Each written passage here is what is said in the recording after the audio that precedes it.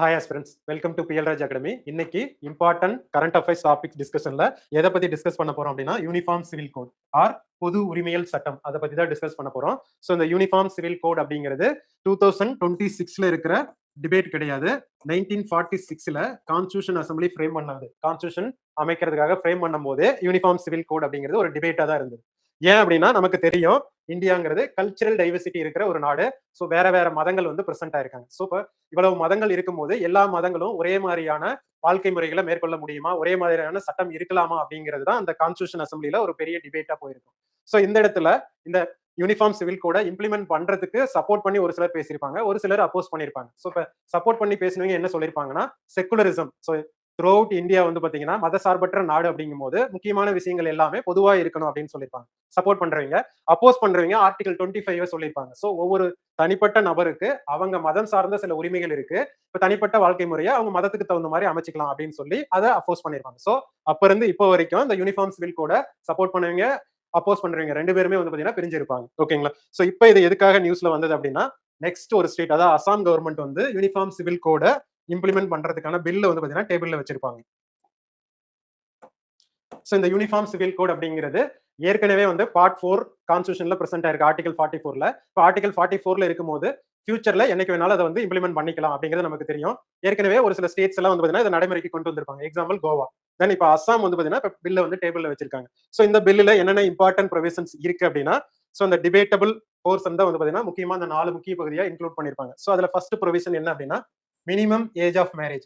So திருமணத்திற்கான குறைந்தபட்ச வயதை எந்த ரிலிஜனா இருந்தாலும் ஸ்டாண்டர்டா வச்சுக்கணும் அப்படிங்கறத ஃபர்ஸ்ட். தென் செகண்ட் வந்து பாத்தீங்கன்னா முக்கியமா ப்ரொஹிபிஷன் ஆஃப் பாலிகேமி. ஸோ ஆண்கள் வந்து பாத்தீங்கன்னா நிறைய திருமணம் பண்ற நடைமுறை வந்து பாத்தீங்கன்னா ஒரு சில ரிலிஜன்ல இருக்கும். அதை வந்து பாத்தீங்கன்னா ப்ரொஹிபிட் பண்ணணும் அப்படிங்கறத செகண்ட் இம்பார்ட்டன்ட் ப்ரொவிஷன்ஸ். ஸோ இது ரிலேட்டடா தான் நிறைய கேசஸ் வந்து பாத்தீங்கன்னா சுப்ரீம் கோர்ட்டுக்கு வந்திருக்கும்.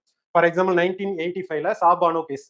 ஸோ இதுல வந்து பாத்தீங்கன்னா அவங்களோட ஹஸ்பண்ட் வந்து டைவர்ஸ் பண்ணதுக்கு அப்புறம் அந்த பெண்மணிக்கு வந்து மெயின்டெனன்ஸ் காஸ்ட் வந்து பாத்தீங்கன்னா கொடுத்திருக்க மாட்டாங்க. அதை வந்து பாத்தீங்கன்னா சுப்ரீம் கோர்ட்ல ஃபைல் பண்ணிருப்பாங்க. அது ஒரு பெரிய இஷ்யூ ஆயிருக்கும். தென் இதுக்கப்புறம் வந்து 2016-17ல சாய்ரா பானு கேஸ்.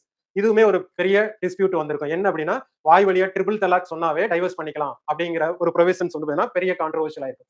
தென் இதுக்கப்புறம் தான் உச்சநீதிமன்றம் வந்து டைரக்ஷன்ஸ் கொடுத்திருப்பாங்க. த்ரூ அவுட் இந்தியா வந்து இதை இம்ப்ளிமெண்ட் பண்ணணும் அப்படிங்கிற மாதிரி டைரக்ஷன்ஸ் கொடுத்திருப்பாங்க. ஸோ 1985 2016 இது எல்லாமே யூனிஃபார்ம் சிவில் கோட வந்து இம்ப்ளிமெண்ட் பண்ணணும் த்ரூ அவுட் இந்தியா, செகுலரிஸ்ட் வந்து நடைமுறைப்படுத்தணும் அப்படிங்கிறதுக்காக தான் இதை இம்ப்ளிமெண்ட் பண்ண ட்ரை பண்ணிருப்பாங்க. தென் அதுக்கு அடுத்து தேர்ட் வந்து பாத்தீங்கன்னா ஈக்குவல் இன்ஹெரிட்டன்ஸ், இல்லைன்னா வந்து பாத்தீங்கன்னா மகள்களுக்கான சமமான வாரிசு உரிமை வந்து கொடுக்கணும் அப்படிங்கறத தேர்ட் ப்ரொவிஷன். தென் ஃபோர்த் ஒன் வந்து பாத்தீங்கன்னா லிவ் இன் ரிலேஷன்ஷிப் வந்து ரெகுலேட் பண்ணணும் அப்படிங்கிற இந்த 4 இம்பார்ட்டன்ட் ப்ரொவிஷன்ஸ் தான் அதுல இருக்கு.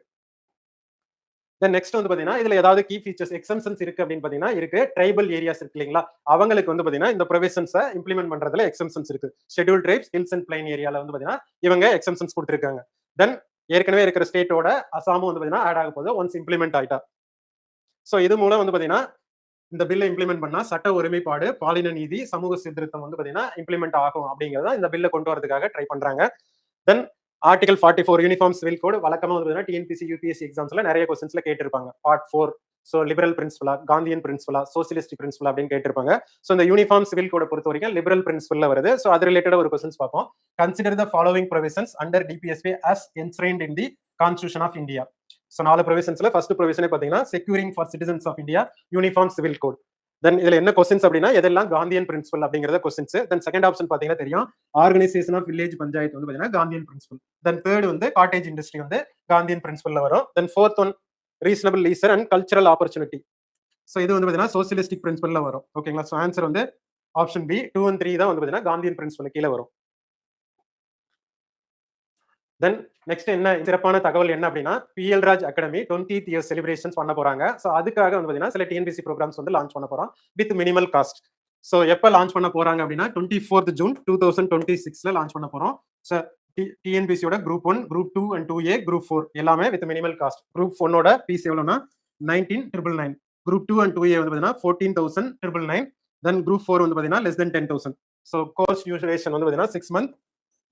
சோ வழக்கம் போல வந்து பாத்தீங்கன்னா 2 hours per day வந்து பாத்தீங்கன்னா கிளாஸஸ் அவைலபிளா இருக்கும். தென் இந்த கோர்ஸ் பொறுத்த வரைக்கும் என்ன இம்பார்ட்டன்ட் ஃபீச்சர்ஸ் அப்படின்னு பாத்தீங்கன்னா இன்டென்சிவ் கிளாஸஸ் வந்து பாத்தீங்கன்னா more than 300 hours வந்து பாத்தீங்கன்னா ப்ரொவைட் பண்ண போறோம். தென் நெக்ஸ்ட் முக்கியமா வந்து பாத்தீங்கன்னா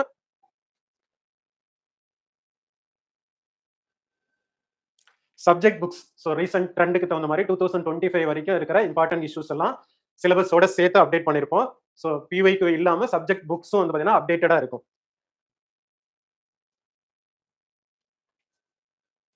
தென் நெக்ஸ்ட் அது இல்லாம weekly revision test 25 full length test, இது இல்லாம கரண்ட் அஃபேர்ஸ் மெட்டீரியல் வந்து ப்ரொவைட் பண்ண போறோம். ஸோ இந்த கோர்ஸ்ல ஜாயின் பண்ண இன்ட்ரெஸ்ட் இருக்கிறவங்க ஸ்கிரீன்ல தெரியுற இந்த நம்பருக்கு கால் பண்ணுங்க. 9445132221. தேங்க்யூ. PL Raj academy.